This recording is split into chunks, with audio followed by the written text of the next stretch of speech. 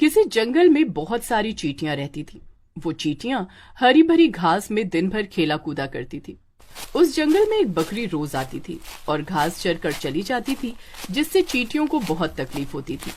अरे वाह, यहाँ तो कितनी सुंदर हरी भरी घास है। इस घास को खाने में बड़ा मजा आएगा। भागो भागो, घास काटने वाली चुड़ैल आ गई। अपनी अपनी जान बचाओ सारी चींटियां। उस भेड़ ने घास चढ़ना शुरू किया और लगभग पूरी घास खा गई, जिससे बहुत सारी चींटियां मर गई। तभी उनमें से चींटियों की सरदार उस बकरी से बोली, तुमने हमारा खानदान मिटा दिया। अब तुम्हारे हर जन्म में घास काटने वाली आदत कभी नहीं जाएगी। उस बकरी ने अगला जन्म इंसान के रूप में लिया। वो आदित्य की बेटी के रूप में पैदा हुई, जिसका नाम नैना रखा गया।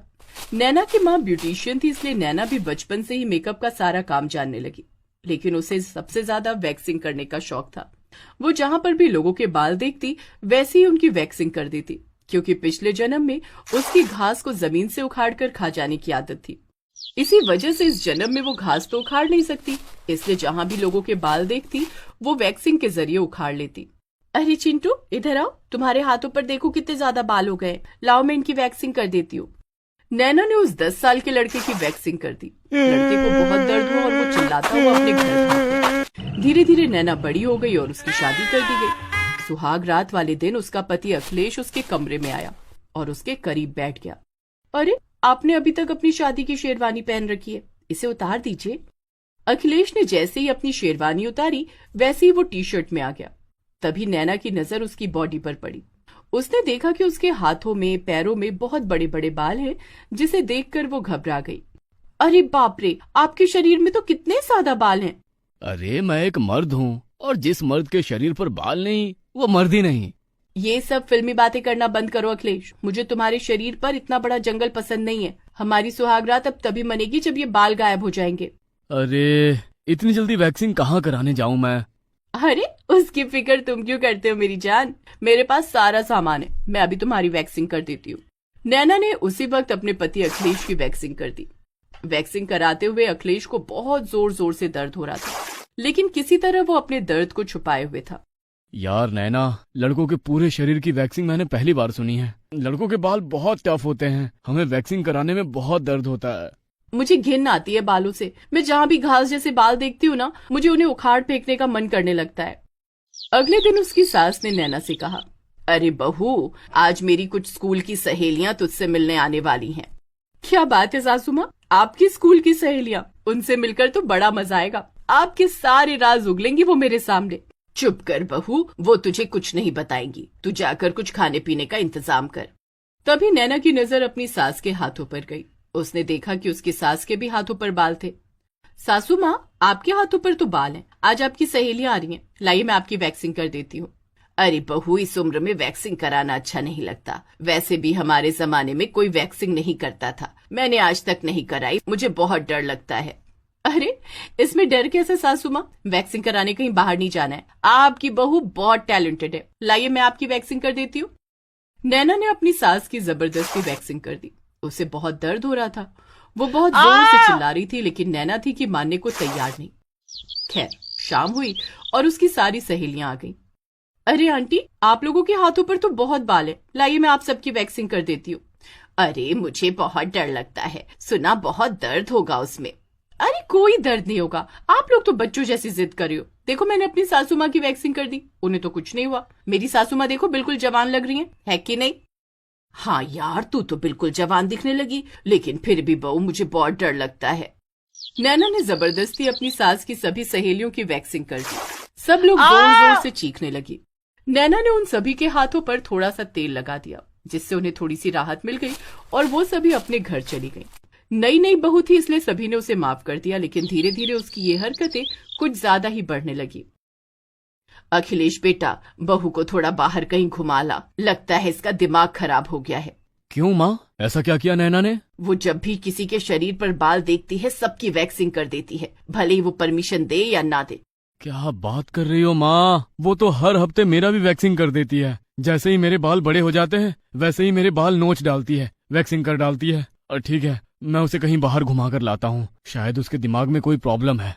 अखिलेश नैना को लेकर काशी विश्वनाथ चला गया। उसने सोचा कि वहाँ जाकर उसका मन शांत हो जाएगा। नैना, ये देखो, गंगा नदी है। यहाँ पर बड़े बड़े संत महात्मा रहते हैं। कहते हैं यहाँ पर जो भी मरता है उसे स्वर्ग मिलता है, सीधा वो मोक्ष को प्राप्त हो जाता है। अच्छा, ऐसा भी होता है यहाँ? तभी उसकी नजर कुछ बाबाओं पर गई। वो सभी बाबा अपने शरीर पर भस्म लगाए हुए थे।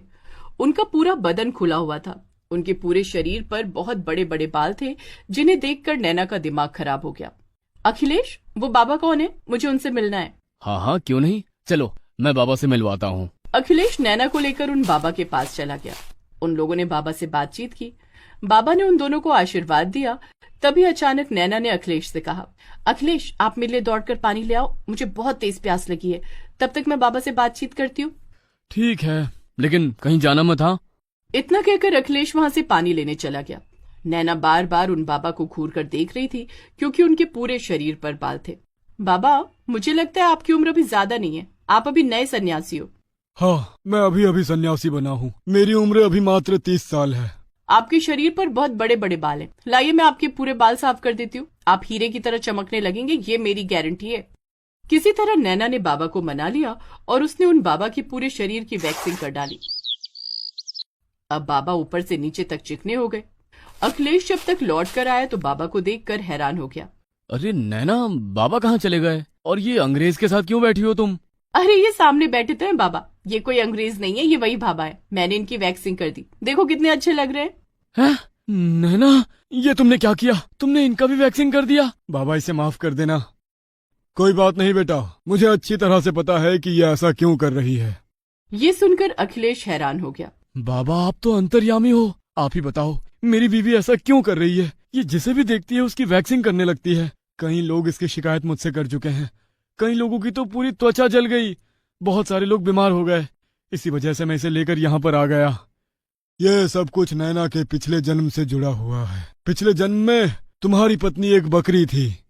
ये क्या कह रहे हैं बाबा? अगर तुम्हें मेरी बातों पर विश्वास नहीं है तो तुम लोग मेरे साथ चलो। तुम्हारी पत्नी खुद तुम्हें पूरी सच्चाई बताएगी। अखिलेश और नैना बाबा के साथ पीछे पीछे चलने लगे।